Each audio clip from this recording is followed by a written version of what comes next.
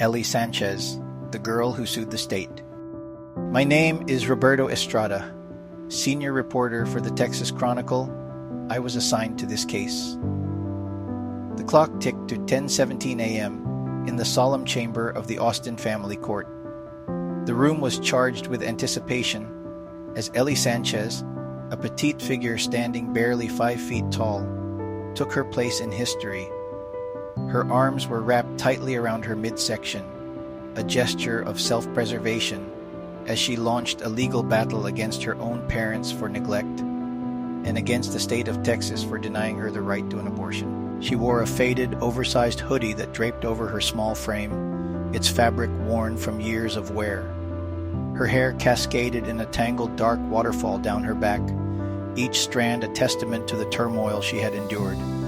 But it was her eyes, those profound, solemn eyes, that bore the weight of a lifetime's worth of burdens, far too heavy for a mere 14-year-old. Her voice unwavering, despite the subtle tremor betraying her nerves, she declared, I'm not suing for money.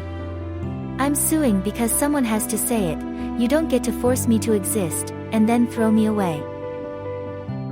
Her words resonated through the courtroom, a powerful assertion of her fight for autonomy and dignity. 2 hours after the hearing concluded, Ellie and I found ourselves sitting in the patchy, half-dead grass behind the courthouse. The late afternoon sun hung low in the sky, casting a pale orange glow that seemed to set the horizon ablaze. The air was filled with the relentless, piercing cries of cicadas, their chorus louder than any words we could muster. Ellie, hands trembling from either hunger, habit, or perhaps a bit of both, lit a cigarette, the flicker of the flame briefly illuminating her tense fingers. Start wherever you want, I encouraged, clicking my recorder to life, its red light blinking steadily as it awaited her story. Ellie took a long, contemplative drag from her cigarette, the smoke curling lazily upward as she pondered her response. You want the pretty version? Or the real one? She asked, her voice carrying a hint of defiance. The real one, I replied without hesitation. She exhaled a stream of smoke through a wry, cracked smile, one that held the weight of untold stories and unspoken truths. All right, Roberto. You asked for it, she said, her eyes meeting mine with a mixture of challenge and resignation. The first escape at age 9.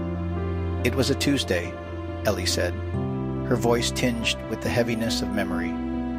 I remember because Mom was already drunk by noon. She painted a picture of the kitchen, dingy and neglected, with roaches skittering beneath the grimy stove. The air was thick with the nauseating blend of sour milk and stale weed smoke, while the sink was a grotesque tableau of clogged ramen noodles mingled with soggy cigarette butts. Her mother's voice cut through the haze, sharp, slurred, and venomous, branding her as useless. Her father was a mere specter ever since the divorce, his presence felt only through phone calls where he screamed at her mom, using Ellie as the unwilling intermediary. That night, with a heart pounding with a mix of fear and determination, Ellie slipped quietly out the window. Her feet were bare, the cold ground biting at her skin, and she wore just a pajama top paired with her brother's old, worn jeans. I walked 2 miles before I realized no one was coming after me. She recounted, her tone a mix of liberation and resignation. She spent the night beneath a bridge, the cold seeping into her bones as she shivered uncontrollably. She clutched a backpack to her chest, a hollow comfort with nothing inside but a broken Game Boy and a solitary can of SpaghettiOs, her only companion in the night. Did you ever go back home? I inquired, curiosity lacing my words. Ellie let out a derisive snort. Her voice tinged with bitterness, she replied. A couple of times. Mom spat the word whore at me like it was a curse. Dad just shook his head and told me to pray harder, as if that would solve everything. So yeah, I'd rather not.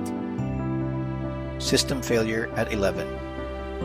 After 3 long, arduous months surviving on the streets, Child Protective Services finally took her in. The first shelter she stayed at was a stark, sterile place. Its smell dominated by the sharp tang of bleach and the faint, powdery scent of baby wipes. The foster home that came next was a different world altogether, its air heavy with the sour musk of stale beer sweat and the greasy aroma of fried bologna. Ellie recounted, her voice tinged with a bitter edge. I got lucky at first. The second foster dad only stared at me through the steamy haze of the shower curtain. The third one, he didn't stop at staring. She fled once more, back to the unforgiving streets, where at least the monsters didn't wear masks of affection before revealing their true selves. Hunger lessons. When you're hungry enough, Ellie remarked, extinguishing her cigarette with a twist of her sneaker, the ash crumbling underfoot. You learn how to smile just right at men with cash in their hands.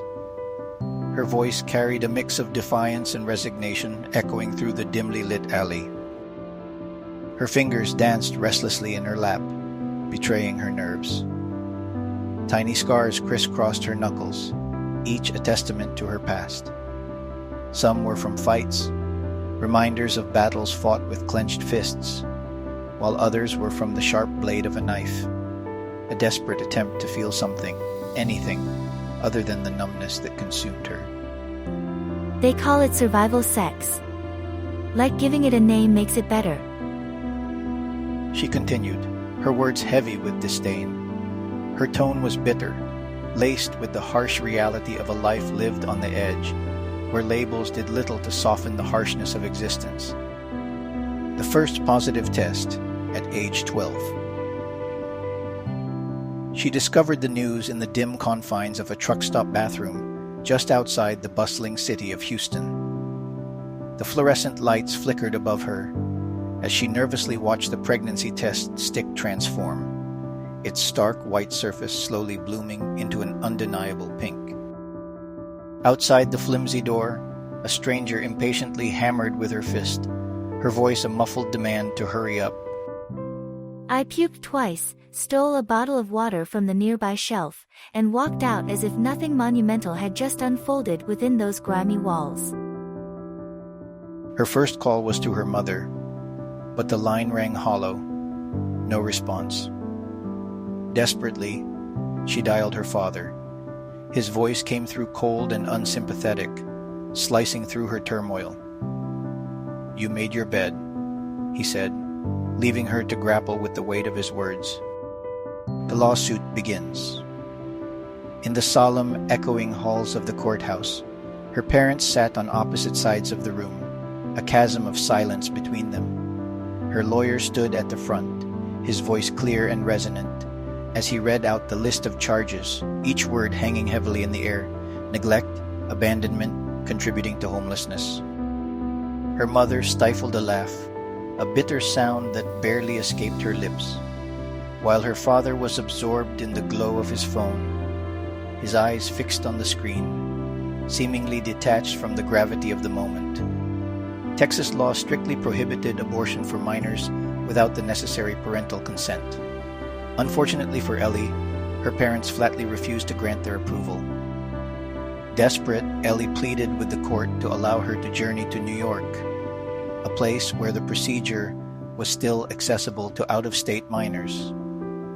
The state of Texas, however, firmly denied her request, stating that her pregnancy constituted a significant state interest.